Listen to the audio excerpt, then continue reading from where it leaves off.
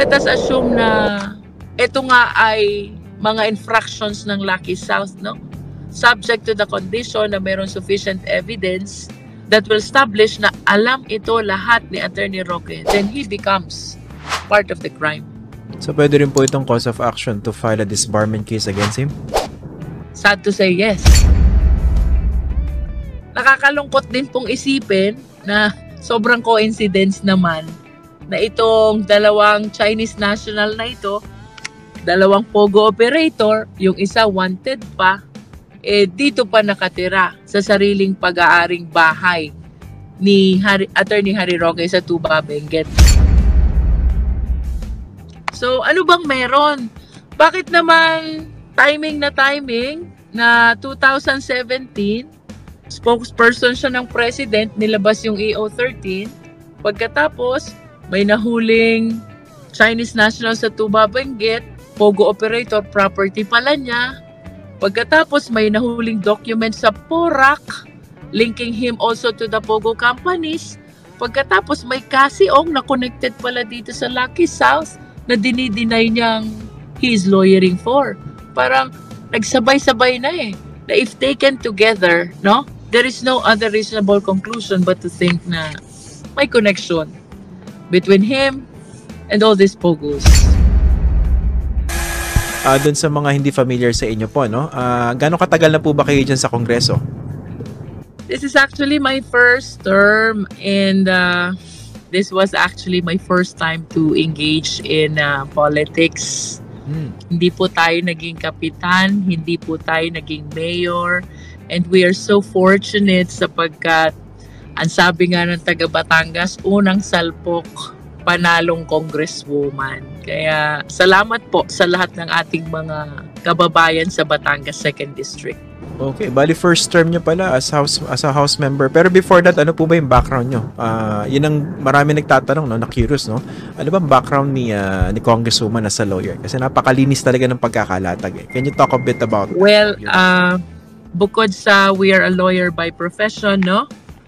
Siguro naging malaking tulong din sa akin yung pagiging law professor ko sa aking alma mater kung saan po ako ay nagtapos din ng abogasya, University of Batangas College of Law. In fact, naging school directress din po tayo since I passed the bar in 2002. Tayo po ay naging full-time law professor until I think 2007. And simultaneous to that, I joined the Department of Justice as well as one of the state counsels in the legal department of the DOJ. And then after some time, tayo po ay nagtrabaho naman bilang lead investigator ng Special Presidential Task Force 156. This was during the time of former President Gloria Macapagal Arroyo. I think the accumulation of our experience, the knowledge, the wisdom, the training that we had ay nagsama-sama po sa ating pagtugon sa ating tungkulin ngayon bilang representative ng Batangas 2nd District, miyembro ng ika-11 na Kongreso ng Pilipinas. And like what I was explaining yesterday during the committee hearing, ito naman pong pagiging isang mambabatas, it does not necessarily mean na ang gagawin mo lang ay magpasa ng batas. Because no less than the Philippine Constitution grants us the power to conduct an inquiry in aid of legislation para mas mapabuti pa po namin ang aming trabaho bilang mambabatas. We can conduct investigation and the results of the investigation will help and guide us kung paano pa namin pagagandahin at pabubutihin yung mga batas na ipinapasa ng Kongreso. Okay. So, eto, curious po ako, no? Let's go specific doon sa mga tinanong nyo kay Attorney Harry Roque. Kasi, parang naturally sa ibang mga ordinaryong tao, they could feel na baka intimidating yung si Harry Roque. Kasi matalas yung pananalita, tapos mukhang masungit, mataray, papangunahan ka. Or were those a factor in your case when you were preparing to ask him those questions? The only thing I am aware of about Attorney Harry Roque is we are considering him as one of our legal experts, but I did not actually took note of those impressions that the people are saying about him. Basta from our end, we just focus on the investigation, the things that I really wanted to hear from him dahil sobra din tayo na curious dun sa issue ng attorney-client. As a matter of fact, ako'y nag-alala para sa mga law students, baka ako ma-confuse sila. So, I had to anchor my interpellation dun sa basic, fundamental concept and definition ng attorney-client relationship. In other words, hindi tayo nag-focus sa sino ba si Harry Roque. We just focus on the issue which is on hand. Okay. Ang claim kasi ni Harry Roque, sa ating mga viewers, hindi raw po siya nag-abogado doon sa kumpanya sa likod ng Pogo Hub na ni-raid sa Porac, Pampanga, which is Lucky South 99. Sabi niya, abogado siya ng Whirlwind. Ito po yung kumpanyang nagpapaupa ng property na inuupahan ng Lucky South. Kaso, nagpunta siya on several occasions sa PAGCOR. Sabi niya, representing Cassie Leong, at abogado lang daw siya ni Cassie at saka ng Whirlwind. Okay, doon nyo po siya natumbok no? Can you explain to us the dynamics, yung tinatawag na lawyer-client relationships? Tsaka nakalimutan ko po, no? Diba doon sa dokumento, nakalabas yung pangalan niya na legal ng Lucky South 99. Kindly explain all those complications po sa ating po mga viewers. Well, apparently, may kasabihan tayo, action speaks louder than words, no? The circumstances surrounding Harry Roque and Lucky South 99 really indicates that there is an existing attorney-client relationship. As a matter of fact, ilang beses siya nag-follow up sa PAGCOR, inadmit niya yan. Sinamahan niya si Cassie Ong doon sa PAGCOR to follow up the arrears, which is allegedly they're trying to fix the penalty of Lucky South. And not only that, inadmit din niya na ilang beses niya tinext si Attorney Fernandez following up kung ano ng status ng Lucky South, no? So, from all these incidents, sino ba ang magbe-benefit dun sa lahat ng ginagawa niyang yon?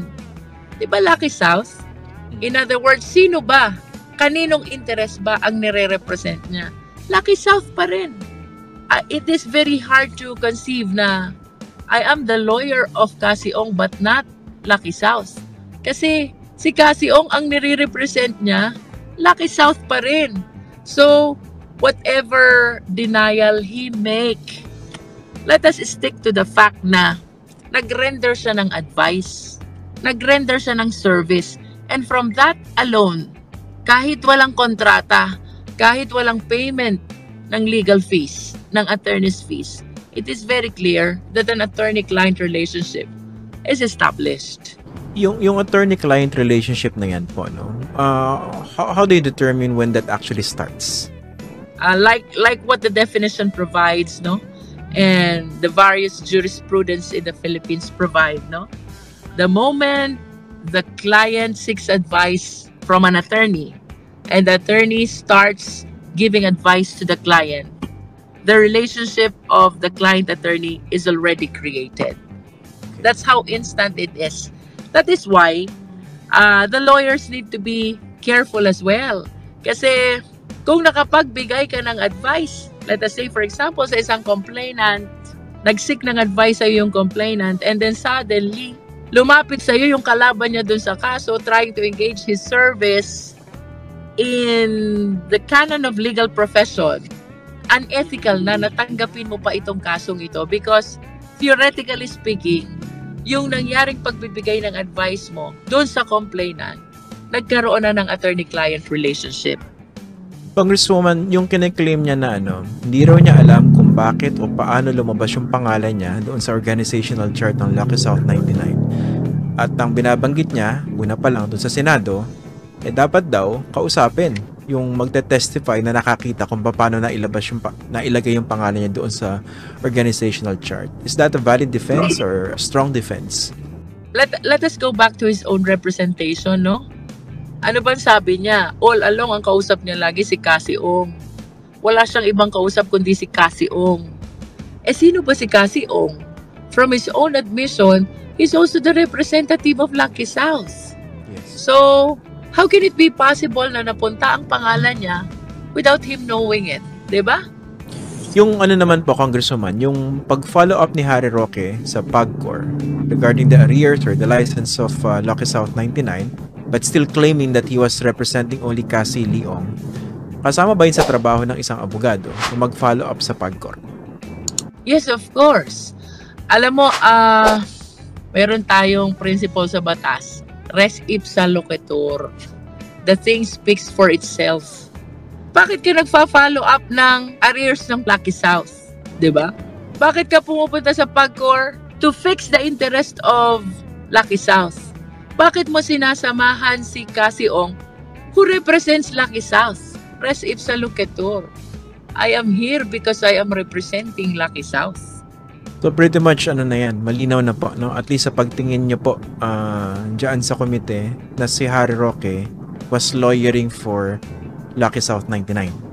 With all due respect sa kanya, but it is really my humble submission na it is crystal clear there is an attorney-client relationship between Lucky South and Attorney Harry Roque. Pag ganun po, kasi nung nakausap po namin the other day yung PAOK through the spokesperson si Mr. Winston Casio, sabi niya, isa sa mga kakasuhan ng interagency committee ay yung si Harry Roque at kabilang nga po si Harry Roque doon sa 12 na subject no immigration watch list. Okay? So dito, yung connection ni Harry Roque na yan dito sa Lucky South 99, naturally talaga madadamay siya kung magkakaso. Tama po ba?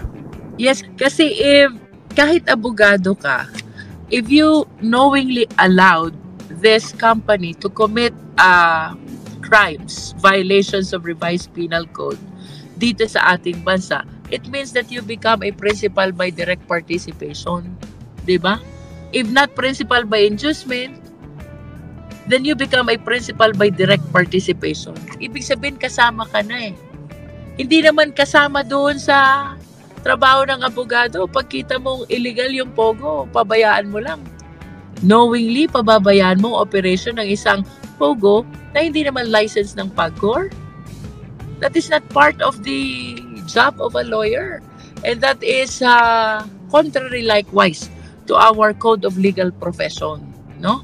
So, it is really my opinion na kung ano man ang nakita nilang infractions, violations of the law committed by Lucky South 99 under the watch of Attorney Harry Roque, I think the Philippine government has a cause of action against Attorney Harry Roque.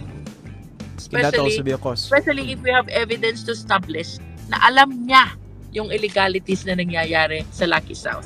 Well, kung hindi niya alam, ang hirap namang i-deny no? Hindi ko po alam na wala palang lisensya ang pogo. Abogado ka nga, paano hindi mo alam? Diba? Hindi ko po alam na wala ho palang ACR ang mga empleyadong Chinese na naririto. Diba? Hindi ko po alam na ito po palang mga incorporators na ito ay hindi totoong Pilipino. Sila po pala ay Chinese nationals. Hindi ko po alam na may nangyayari po palang mga kidnapping, torture, so on and so forth dito sa pogo na ito.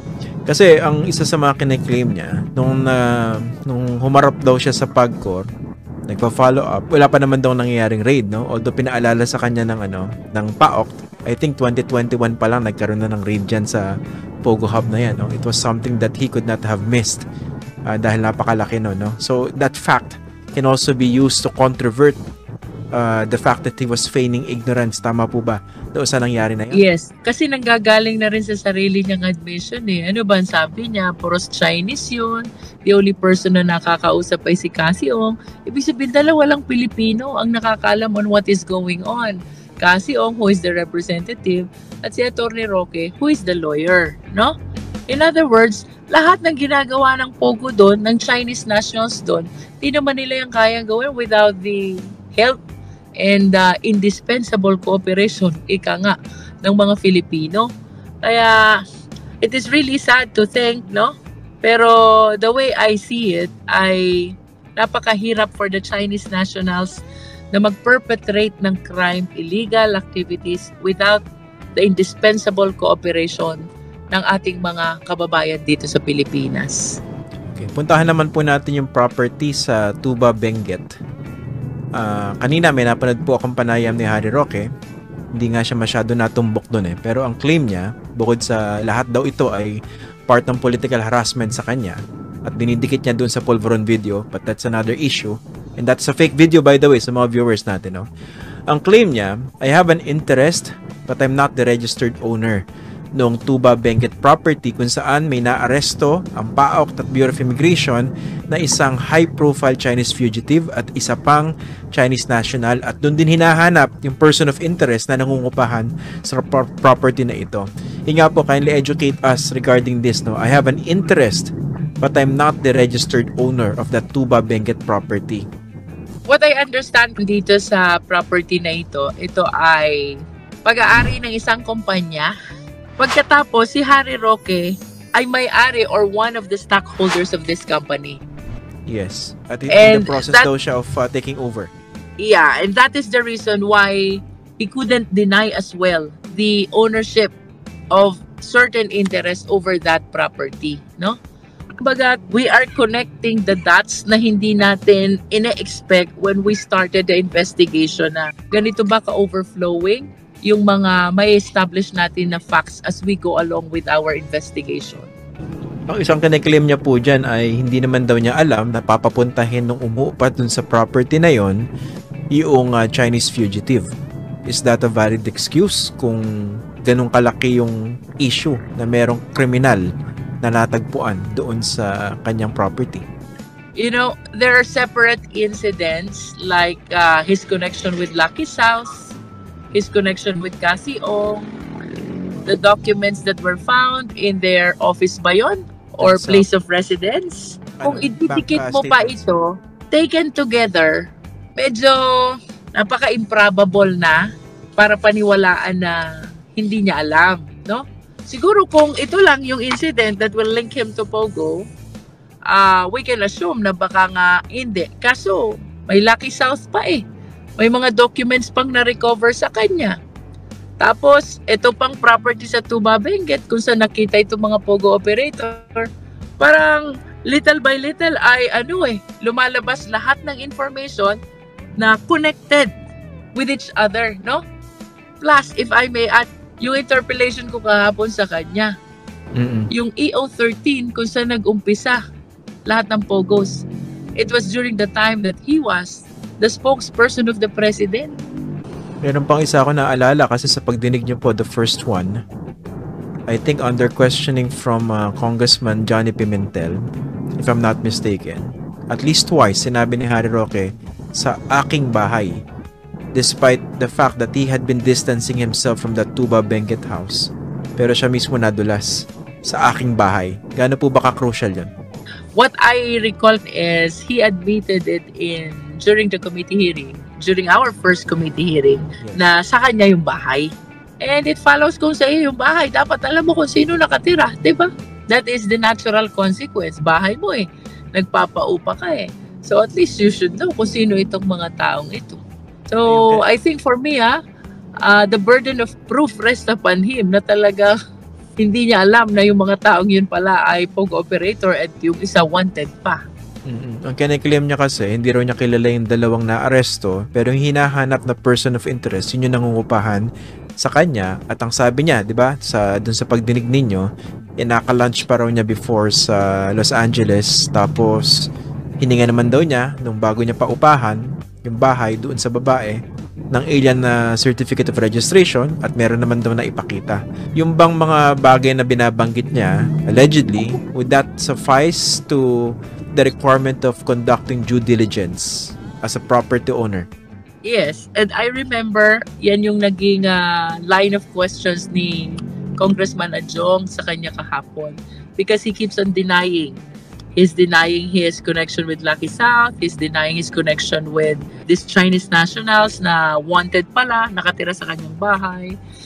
Meron tayong tinatawag na diligence of a good father of the family. na at least you should have check sino ba itong mga taong ito. Magpapapasok ka ng ibang tao sa sarili mong bahay, hindi mo ba i-check muna kung sino sila? So I think the natural course of things dictate otherwise, na kung ganitong ang mga taong pinatira mo sa sarili mong bahay ay wanted at sasabihin mo ay hindi mo alam, hindi mo kilala. Pagkatapos all along i-admit mo na nakalunch mo pa in the past sa LA, how else will you deny that?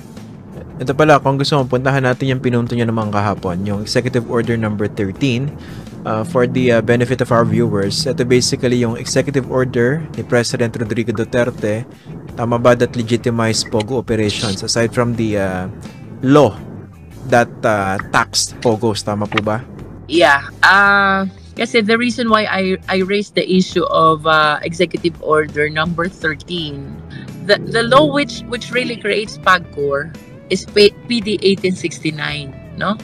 Ito PD 1869, ito yung nagbigay ng first franchise sa PAGCOR. Usually it is 25 years. Maglapse siya ng 1983. So pinasa ng Kongreso itong 9487 to extend the term of PAGCOR 2007 to 2032. Ito yung bagong term niya, no? Kaya lang, all of a sudden, lumabas itong EO13 na for the very first time ay lumutang yung salitang online gaming. Something which was not mentioned in PD 1869, something which was not mentioned in RA 9487, no? Ang pinupunto po natin kahapon, it is fundamental under the 1987 Constitution na may tatlong branches ng government. We have the executive, the legislative, and the judiciary. Sila po'y may kanya-kanyang powers at bawal saklawan ang kapangyarihan ng bawat isa. Ito po yung tinatawag natin sa batas na principle of separation of powers. The executive implements the law, the legislative enacts the law, and the judiciary interprets the law. The moment you encroach upon the power of the other branch of the government, dun po pumapasok yung tinatawag nating violation of the principle of separation of power. This is very fundamental under the 1987 Constitution, no? Ito po isa sa mga importanteng feature ng ating kasalukuyang saligang batas na dapat ay hiwa-hiwalay ang kapangyarihan ng tatlong branches ng ating gobyerno. Now, talking about gambling, gaming, PAGCOR, the statutory law is RA 9487, no? Ito pong RA 9487, walang binanggit na online gambling. As a matter of fact, ang definition niya ng gambling dito, yung cards, cockfighting, mahjong, mga betting, in other words, hindi online. So, etong online is something which is so new that was never mentioned in RA 9487. Ang pinupunto ko dito, kung gusto nyong mag-online gaming, dapat sinabi nyo sa Kongreso if we can pass a law. Because the power to enact laws belongs to the Congress. But what happened is, nagpasa sila ng Executive Order number 13, and then suddenly lumutang dun yung pangalang online gaming. And then it brought an impression, it gave an impression na okay na ang online gaming. At ang PAGCOR, dire-diretso na nag-issue ng license. Okay. If you will check, no? Sapagkat tayo po yung member ng public accounts, member ng dangerous drugs, deputize sa public order and safety, no? Ang napansin ko po talaga observation, ito sinabi ko agad sa mga chairman eh. Are you noticing already? Pare-parehas yung dates. Pare-parehas yung mga Chinese nationals na lumulutang. It seems to me na parang connected ito lahat. Yung nahuling droga sa Mexico, Pampanga, yung pamimili ng maraming lupa ng Chinese nationals sa Pampanga, and then itong mga lumulutang na pogo dito sa Pampanga, all of them happened during the same time. At itong mga ito rin ay pare-parehas ang Chinese personalities na lumulutang and even government officials behind them. And sobrang nakakalungkot lang na unti-unti parang nagkakaroon kami ng theory na ito bang pangyayaring ito ay produkto ng isang malaking plano lamang?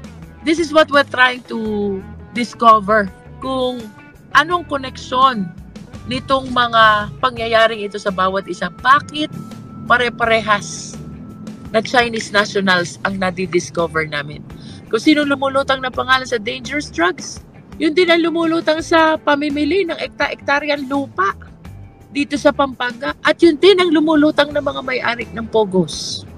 In other words, ang lumulutang na pangalan at pangyayari leads to one and the same direction. At ito po ang pinipilit nating pag-aralan sa ating ongoing investigation dito sa Quad Committee. Ito syempre, first time nyo dyan sa house, no? Pero sa pagtingin ninyo, etong ganitong klaseng investigation would not have been possible under the previous administration, even if there were very strong indications that there were illegal or at the very least questionable activities happening. I cannot speak for the past administration, no? Because sabi ko nga sa iyo, this is my first term. But Yes. I can speak for the present administration. The President has pronounced already total ban on all Pogos. Hindi din naman po siya tumigil ang ating Presidente sa ating laban sa drugs. So I think the administration is determined to put an end to all these illegal activities. Let us hope and pray na magkaroon ng kaliwanagan itong investigation na ito. Bagaman we are very much challenged, you know why? Itong mga Chinese nationals, ang dami nilang pangalan. So, ang number one challenge namin is how to establish their identity. Pag na-establish namin yung identity, ang sunod namin challenge, how to locate their whereabouts. And it is sad to say, bago pa namin matapos itong dalawang challenges na to, nakatakas na yung Chinese national. Just like what happened to Mayor Alice Goo. Diba? Okay. Pinanood ko yung pagtatanong nyo kahapon. No? So basically, ang argument nyo, the former president legislated and encroached on the powers of Congress when he came up with Executive Order number 13. Now, moving forward, does it mean na illegal from the very beginning itong pag-legitimize ng Pogos na ito? Kung yung pinaka-pinanggagalingan na nag-legitimize sa kanya on paper was questionable. I wish to raise the same principle that was shared to us by Attorney Harry Roque yesterday. Tama po yung sinasabi niya na lahat na executive issuances, unless challenged before the Supreme Court, they are presumed valid and legal. So ito rin po yung isang challenge ko sapagkat ang aking personal conviction talagang nagkaroon ho ng encroachment sa legislative power when they issued EO number 13. Well, it depends on the administration if they will pursue to question the legality of this EO 13 in the face of the pronouncement of the President to put a total end to all these Pogos. Kasi we are inclined, no? We are inclined to pass a law that will really put an end to all the Pogo operations in the Philippines. So, if that is the direction of the Congress already, I think going to the Supreme Court to seek the declaration of unconstitutionality of EO 13 is already moot and academic. Ba't pa ako pupunta sa Supreme Court para ipa-declare ko siyang moot and academic if we already have this law being passed, being drafted, which will put an end to all the Pogo operations in the Philippines.